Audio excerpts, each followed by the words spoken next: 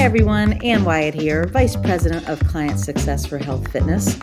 Welcome to the Health Fitness Podcast. All right, today's episode, we are talking about why a focus on musculoskeletal health should be a priority for employers. Joining me to do that today is Brad Hammer. Brad is Senior Director of Injury Prevention and Treatment for Health Fitness. Welcome, Brad. Hey, thanks, Ann. Glad to be here. All right, well, listen, before we even dive in, we have a 50th anniversary for Health Fitness this year. And to celebrate that, I'm asking all of my guests what their favorite trend was in fitness over the years. So lay it on me. What was it? I'm going to have to go back to Shaun T with Insanity. Pop the DVD in the player and, working from home. So that was it. Insanity. Oh, you were fancy. You moved to the DVD. I used to do the exercise on the VHS tapes. So yeah, I was I'm beyond dating that. myself. Yeah. Shaun Yep. T was famous for saying, "Dig deeper." And that was me. I was digging. I love it. I love it.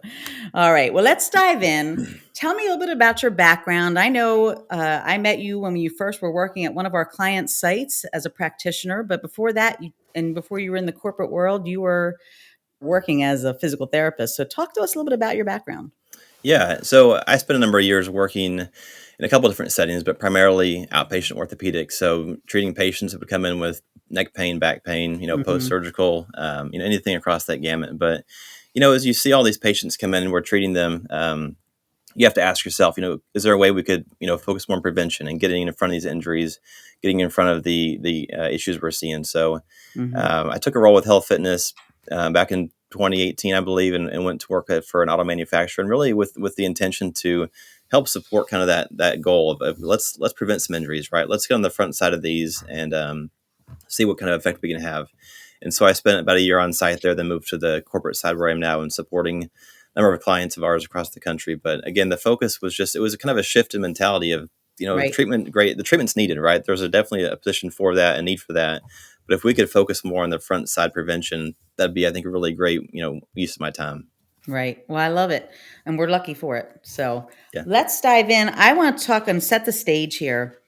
So when we did some research to talk about this episode, it was staggering to me, some of the stats that I read. So musculoskeletal conditions, over 50% of working U.S. adults experience them, and they limit productivity, of course, and increase your healthcare costs.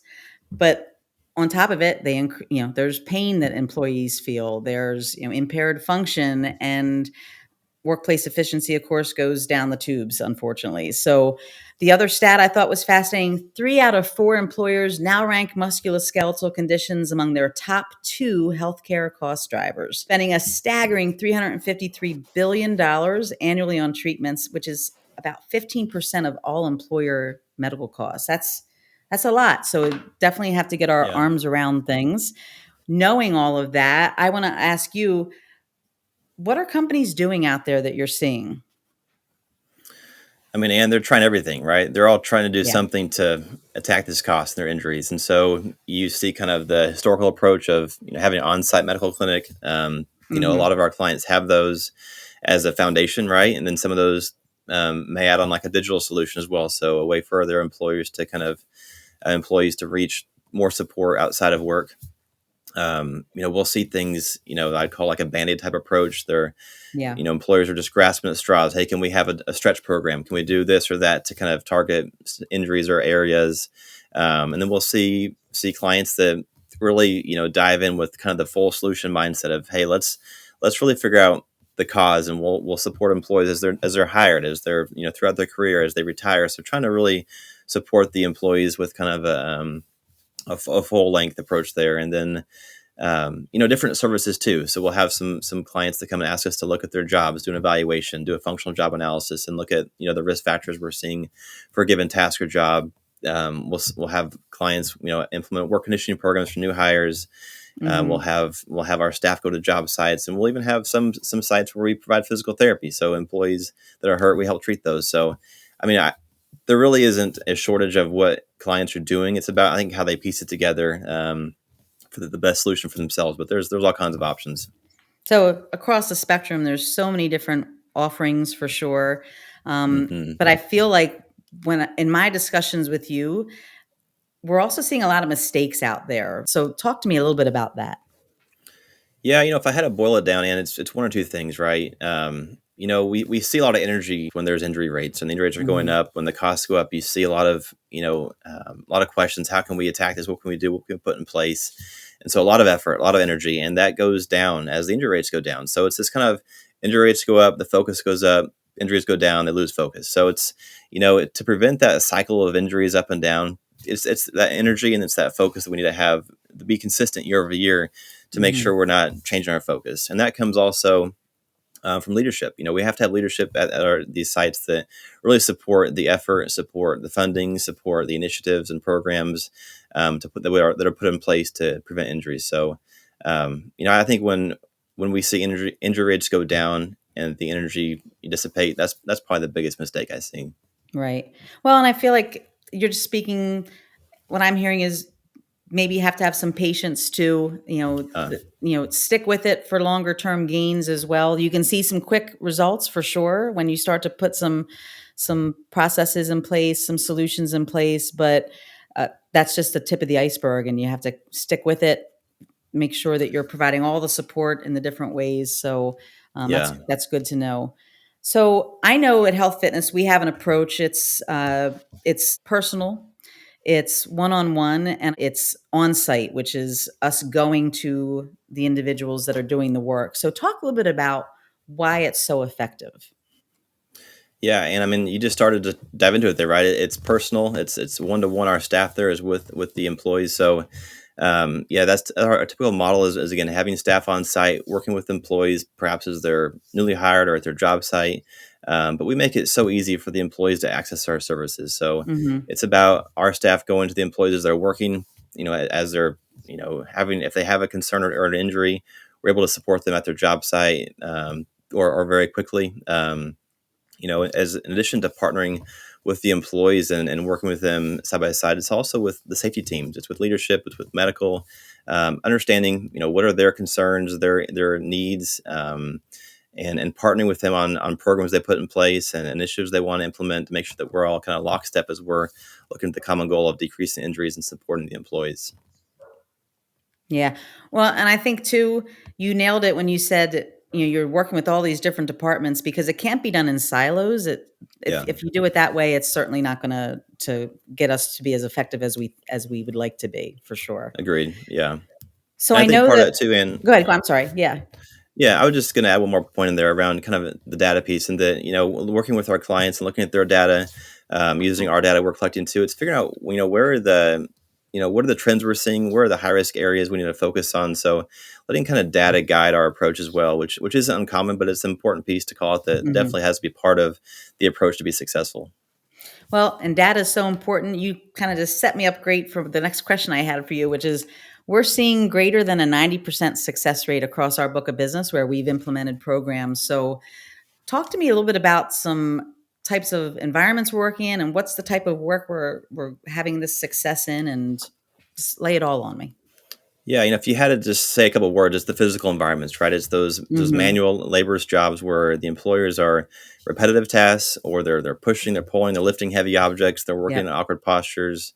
So it's the assembly workers, it's distribution centers, it's manufacturing, it's the welders, even utility companies, the linemen out in the field. So there's a Right. lot of physical jobs out there, and those are the jobs where we can have the most impact by adjusting the behaviors, adjusting the postures, adjusting how the work's being done.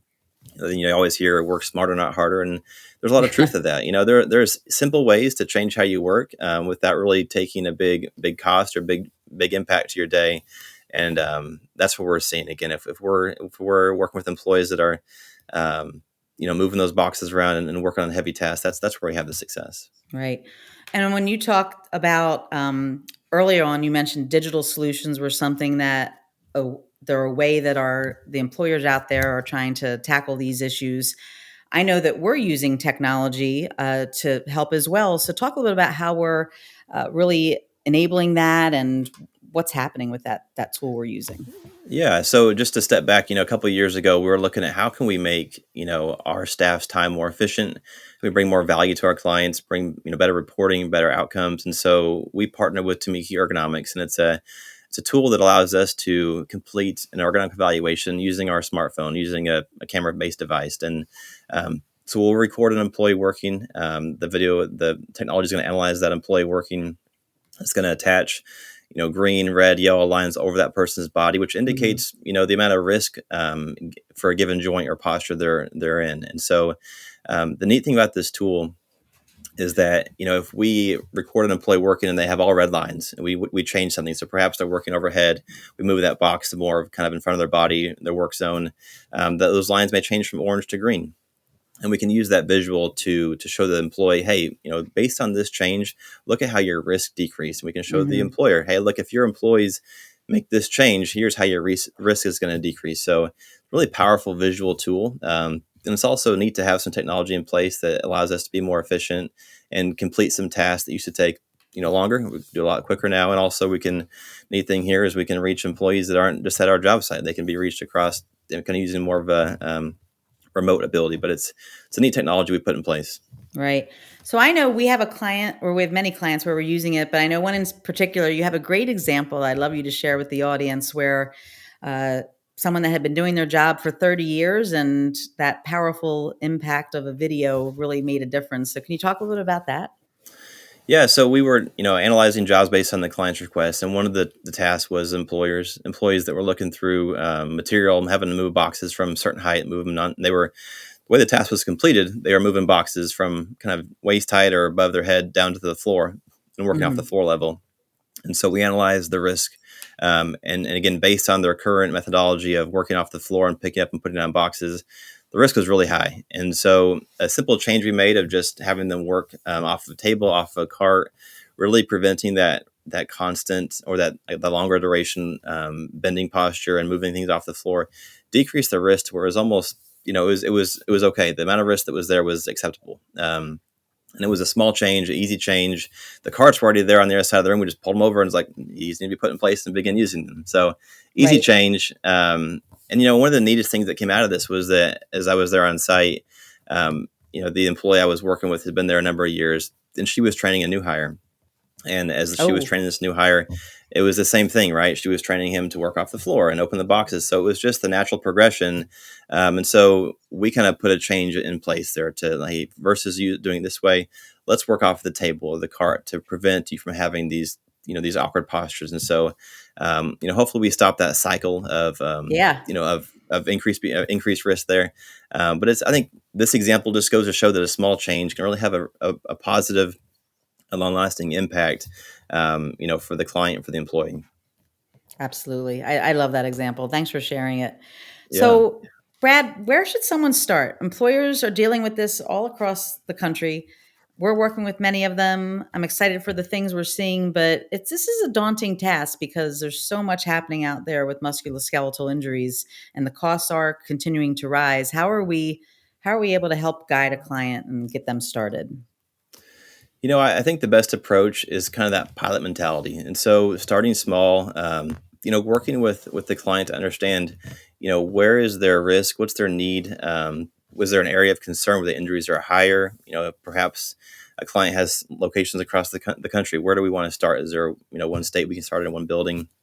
But really it's about, understanding the risk, work with the client and understanding, what's the solution to put in place to see the impact and the results we want to have. So establishing kind of that pilot population, what are the results we're expecting. And as we implement the solutions of, most often working as the employees are hired, helping them get conditioned for their job, and then working with them at their job site. So kind of multi-tiered. As we see those results, then we'll expand to a broader population. But you've got to start small to really have the results that you want to see. Right. And wise words for sure. I think one of the things that I can share is within health fitness, any client we've had where they want to start small, and it's been many of them, I would say, they're all much larger programs than their day one look because they've seen the value and they see how they can touch so many more people as a result of that approach of, trying to work with each individual locations and really push that agenda forward to focus on injury prevention. So it's exciting times. Absolutely. Yeah, you're absolutely right. Well, listen, we are just about out of time, but I can't let you get away without doing our quickie quiz. And so all right, I have a couple of questions for you. My first one is, what is your favorite healthy snack? I'm going to have to go with the old vanilla yogurt with some granola in it. That's tried and true. That's a number one answer so far. Yogurt's getting a big run, I'll tell you. Well, there you go. I like it too. Let's see. What's your favorite way to exercise or get active? So my answer here isn't probably one answer, but it's whatever my kids are doing. And it's good for the family. But, like last night, for example, my son wanted to go for a jog around the neighborhood. So we went out for a jog, and he's had baseball last night. So, it's the kids' sports because activities keep me definitely exercising. That's excellent. And we're starting them young. That's what I love to hear. That's right. And then my last one is, what's your favorite way to recover? I'd say from a mental standpoint, clearing the brain, it's running, out there, just able to clear the brain and do some thinking. But then after the run, foam roller, IT bands, quads, you name it, working those muscles out. Excellent. Well, Brad, thank you so much for joining me today. And I hope everyone in the audience really enjoyed hearing all your wisdom, because there was a lot of it. Thanks for having me. I appreciate it. Thank you so much for listening. I hope you found today's discussion both thought-provoking and enjoyable. If you liked what you heard, please subscribe and share this episode with your colleagues and friends. We'd really love for you to stay connected with us. Until next time, take care, stay active, and stay curious.